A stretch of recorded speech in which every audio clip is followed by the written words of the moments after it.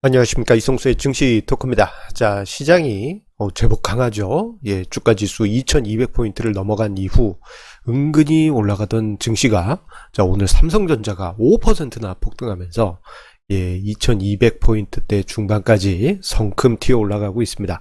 자, 이러한 증시 분위기를 보게 되면요, 자, 이러한 생각을 갖게 됩니다.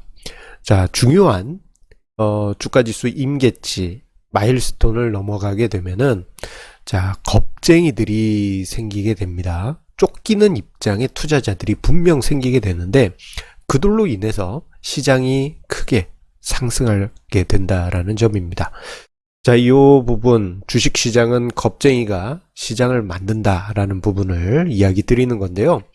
자, 지난 봄에 한 두 번 정도 이것에 관해서 이야기 드렸습니다. 그때는 증시가 하락할 때 겁쟁이들에 의해서 시장이 하락한 거. 그런데 지금은 정반대의 상황.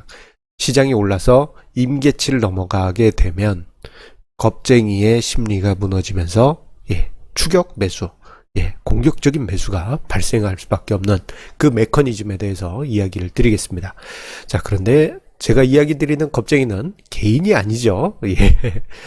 노란 머리, 높은 코, 그분들이 겁쟁이입니다. 자, 주가를 만드는 것은 겁쟁이다라는 이 이야기는 제가 했던 얘기는 아니에요. 저도 이제 다른 데서 듣고, 뭐 증시토크 칼럼이나 유튜브, 증시토크 유튜브에서 이야기를 드리고 있는데, 자, 20년 전에 우연히 제가 시스템 트레이딩을 한참 연구할 때, 자, 그때 당시, 강사였던 분께서 했던 이야기가 뇌리 속에 깊이 남았습니다. 자, 그때 당시 그분이 이제 북한 말씀을 쓰시더라고요. 북한에서 외환 딜을 하셨는데 탈북하셨던 분이라고 했었습니다. 자, 그런데 그분이 했던 이야기가 가격은 결국 겁쟁이가 만든 데다 하면서 이야기를 하시더라고요. 처음에 의아했죠. 이게 무슨 얘기일까? 모든 말이 일리가 있었습니다. 시장이 하락할 때 가격을 폭락시키는 것은 쫓기는 입장에 있는 투자자가 겁을 내면서 투매를 하기 때문에 주가가 폭락하는 것이고, 주가가 폭등할 때는 급한 마음, 쫓기는 마음, 겁쟁이 심리에 빠진 투자자가 매수를 급하게 하기 때문에 가격이 폭등하는 것이라고 그렇게 설명을 하셨습니다. 뭐 그때 당시 그냥 그러려니 하고 넘어갔을 텐데, 자, 시장을 20년 동안 보다 보니 그 이야기가 착착 맞아 떨어지더라고요. 그래서 가격은 겁쟁이가 만든다. 이 이야기는 저의 마음속 깊이 남아 있었고, 올해 그 모습을 노골적으로 보았습니다. 자, 지난 봄에는 외국인들에 의해서 그 모습을 그대로 보고 말았죠. 예전에는 시장이 하락할 때 개인이 투매해가지고 시장을 폭락시키고 바닥을 만들었었는데, 자, 이번 같은 경우에는 어땠습니까? 외국인이 투매하면서 3월 시장 폭락을 만든 이후에, 자, 그 과정 이후에도 외국인들은 꾸준히 시장에서, 한국 증시에서 계속 매도를 보여오면서 탈출을 하려 했지 않습니까? 지난 봄에요. 자, 그런데 그 시기 때, 그 외국인 매도 물량을 매우 여유 있게 주워 담은 투자자, 누굽니까? 바로 개인 투자자 아니겠습니까? 자, 외국인들이 공포 심리에 빠져가지고 겁쟁이가 돼서 투매 하던 그 물량을 개인이 그대로 가져갔습니다. 자, 그 이야기 4월 28일자 증시 토크에서 다뤄 드렸었고, 그때 당시 제가 자료 사진을 만든 게 바로 지금 이 자료 화면입니다. 외국인들 겁나가지고, 왜? 본국에서 계속 돈이 필요하니 한국 주식을 팔아야 되고, 한국 주식을 팔면 어쨌거나 증시가 폭락할 것 같으니까 더 빨리 팔아야 돼, 그러면서 기계적으로 매도를 했죠. 그것을 반대 입장에 있었던 여유로운 개인 투자자는 그대로 그 물량을 주어 담았습니다. 자, 그런데 지금 분위기가 좀 달라졌죠. 그때는 시장이 하락할 때고, 지금은 분위기가 다시 제자리에 온 수준을 넘어서 상승장으로 들어가려고 하고 있습니다. 그러다 보니 새로운 형태의 겁쟁이가 출현하고 있어요. 자, 시장이 하락할 때 겁쟁이가 생기는 거는 이해가 되죠. 그때는 외국인, 지난 봄에는 외국인이 폭락을 주도했고 걔네들이 도망가기 바빠서 증시를 폭락시켰습니다만 지금부터는 분위기가 좀 바뀌어가지고 새로운 겁쟁이가 출현합니다. 자, 어떤 겁쟁이냐? 가장 노골적으로 보이는 현상, 오늘 그 현상이 노골적으로 보이는데요. 바로 쇼플레이어들의 쇼커버가 바로 그것입니다. 자, 쇼플레이어 하면요, 여러 가지 이제 플레이어들이 있지만 정리를 하자면 이제 증시 하락을 노리고 배팅하는 플레이어들을 쇼플레이어라고 합니다. 대표적으로 공매도를 하는 공매도 세력들도 있을 거고, 파생 시장에서 쇼포지션, 매도 포지션을 가지신 분들, 그리고 인버스 ETF를 투자하는 투자자 또한 모두가 쇼플레이어입니다. 자, 그런데 공매도 같은 경우에는 3월 이후부터 중단되어 있긴 하지만 그래도 공매도 포지션이 남아있는 투자자들이 있을 거 아니에요. 그런데 이 공매도했던 포지션들이 버티고 버텼는데 시장이 상승합니다. 문제 뭐냐? 자, 이 쇼플레이어의 결정적인 단점이 하나 있는데, 자, 수익을 낼 때는 주식 하락 시 수익을 낼 때는 수익이 제한적입니다. 그런데 주가가 상승해서 손실이 발생하게 되면요, 손실이 무한대예요. 이론상 손실은 무한대입니다. 그렇기 때문에 쇼플레이어들은 주식시장이 상승해서 어떤 특정 임계치, 주가지수 2200, 뭐 여기 어디 넘어가면은 우리 더 이상 못 버텨, 뭐 이런 마인드가 있을 수밖에 없어요. 그런데 이번 달에 주가지수 2200 넘어갔지 않습니까? 자, 그러면서 자, 쇼커버와 환매수가 발생했고, 오늘 같은 경우 주가지수 2250, 어떻게 보면은 올해 초에 고점 때 시원하게 올라가니 쇼커버가 매우 강하게 발생하면서 대형주가 찹주처럼 폭등하는 그러한 현상이 나타나고 있습니다. 대표적으로 어떤 종목입니까? 바로 삼성전자가 삼성전자가 지금 장중 캡처한 겁니다. 장중 5%인데 장중에는 거의 6% 가까이 상승을 했잖아요. 자, 이러한 현상들이 나타나게 됩니다. 쇼플레이어들이 환매수, 쇼커버 할 때 대형주가 마치 개별 잡주처럼 폭등하는 그런 모습들이 나타나게 되는 것인데, 지금 상승장 속에서 그 모습이 나타나고 있고요. 그리고 상승장 속에서 보여지는 두 번째 겁쟁이는 사야 하는데 아직 못 산 투자자입니다. 이거 뭐 개인을 얘기하시나요? 이렇게 생각하실 수 있는데요. 앞에 이야기든 뒤에 이야기든 개인보다는 외국인과 기관을 이야기하는 것입니다. 대신 그 상승장 속에서 사야 되는데 못 산 투자자 같은 경우에는 쇼플레이어보다는 좀 덜 공포스러워요. 왜냐하면 이제 쇼플레이어 같은 경우에는 시장이 계속 상승하면 직접적으로 손실이 계속 쌓일 수밖에 없지만, 포지션이 없을 경우에는 뭐 그러려니 합니다. 하지만 시장이 계속 상승하면 어떤 심리가 발생하느냐? 내가 샀어야 되는데 아직 못 샀다. 그러면 포모 증후군이란 것이 생깁니다. 이게 뭐냐면은, 자, 주식 시장에서의 포모 증후군, 이게 이제 Fear of Missing Out이라고 해가지고 어떤 핵심 영역에 내 자신이 없다는 것에 대한 공포감입니다. 주식시장이 상승할 때 내가 그 안에 있어야 되는데 내가 그 안에 있지 않고 외곽에 있거나 안전한 곳에 있으면 이거 상대적으로 내가 수익을 못 얻는 게 손실처럼 느껴지는 것입니다. 자, 외국인 입장에서는 자, 진지하게 매수세가 들어왔어야 돼요.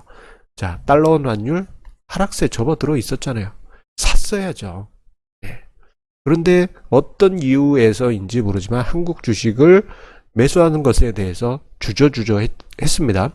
그런데 그 과정에서 달러원 환율은 더 하락세가 급해지면서, 자, 이 달러 관점에서 보자면 아이고 진작에 한국을 투자했어야 되는데 이런 상황이 발생하는 겁니다.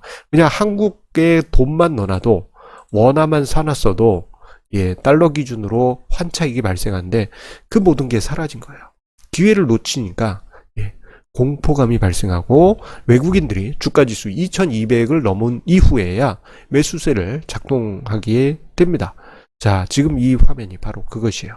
자, 보시게 되면 자, 이번 달에 주가지수 종가 기준 2200포인트를 7월 15일인가에 넘어섰습니다. 자, 그 전까지는 외국인들 열심히 팔아주셨죠. 자, 그런데 주가지수가 2200포인트를 종가 기준으로 넘어간 이후부터해서는 통통 외국인들이 사다 못해서 오늘은 매우 공격적인 매수세가 나타나게 됩니다. 자, 그런데 자, 이렇게 외국인들이 사는데 이미 개인들은 지난 하락장에서 다 줍줍했잖아요. 쟤네들이 던질 때. 자, 살려고 하는데 물량이 없습니다. 그러다 보니 주가를 끌어올리면서 살 수밖에 없는 거예요. 그리고 여기에 앞서 언급드렸던 공매도 플레이어들의 쇼커버가 같이 겹치면서 살려고 하니 고가에 사야 되는 그런 상황이 발생되는 것입니다. 자, 결국 지금 상황을 보게 되면은 기관이든 외국인이든 좀 쫓기는 입장에 있습니다. 주식시장이 하락해서 쫓기는 게 아니고 시장이 이제 상승하는데 공매도 포지션을 가지고 있거나 쇼 포지션을 가지고 있거나 아예 포지션이 없었거나 그 모든 투자자들이 기관과 외국인 투자자들이 쫓기는 마음에서 지금 사고 있는데 물량이 없어요. 마치 부동산 시장에서 실수요자들이 살려고 하는데 최근 몇 년 동안 매물이 증발된 것처럼 주식시장에서 그 모습이 나타나고 있는 것입니다. 자, 매물 증발 이야기 증시토크에서 정말 자주 강조드렸던 것이죠. 그 현상이 지금 노골적으로 나타나고 있는 것입니다. 자, 이렇게 이야기 드리면 아니 외국인과 기관은 어마어마한 존재이기 때문에 개인은 한번 이렇게 흔들면 다 털릴 거다. 그렇게 생각하시는 분들이 있어요. 예전에 뭐 그랬긴 했습니다. 하지만 지금 만약에 외국인과 기관이 매도를 쳐가지고 시장을 흔든다. 어떤 일이 벌어질까요? 개인은 흔들어야 돼. 투매 해가지고 증시 폭락시키자 해가지고 하락시켰어요. 그럼 어떤 일이 벌어지느냐? 개인이 더 큰 돈 가져와서 그거 다 잡아먹습니다. 외국인하고 기관이 지난 봄에 그걸 봤어요. 함부로 할 수가 없습니다. 예전 개미가 아니에요. 예전 개미가 아닙니다.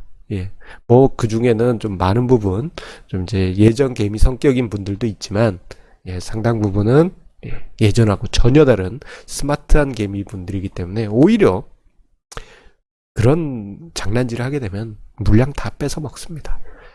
자, 그래서 이런 상황을 생각해 보면 개인이 지금 매우 유리한 입장이 있다고 봅니다. 다만 자, 아무리 향후에 개인이 유리한 입장이고 상승장이 지속된다 하더라도 개개인이 개인 투자자 본인이 쫓기는 입장에 있으면요 수익이 발생할 수가 없습니다.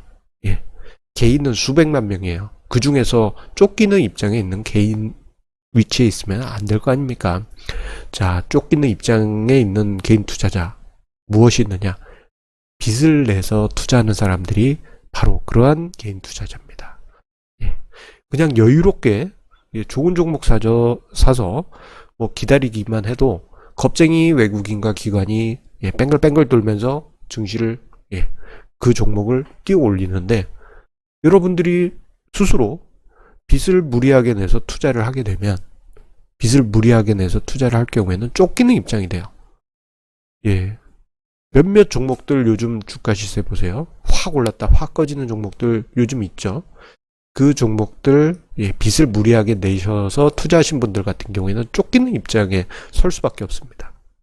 그래서 계속 강조드립니다만 우리 저 러펀드 이성수 유튜브 채널 시청자 여러분들은 여유로운 입장에서 마음 편하게 뭐 빚을 냅니까? 여유롭게 자기 자본으로만 여유롭게 투자하시면서 원칙 지켜가시다 보면 자연스럽게 쫓기는 입장에 있는 얘네들이 여러분들의 수익률을 높여주게 될 겁니다. 자, 오늘도 증시토크 끝까지 함께 해주셔서 감사드립니다. 항상 우리 애청자님의 구독, 좋아요, 알람 설정 해주시는 그 마음 감사드립니다. 제 머리 위에 저희 책 두 권이 있습니다. 한 권은 제가 유튜브 채널에서 자주 언급드렸던 나는 주식으로 집 샀다. 부족한 연봉 주식으로 채워라 개정판이고요.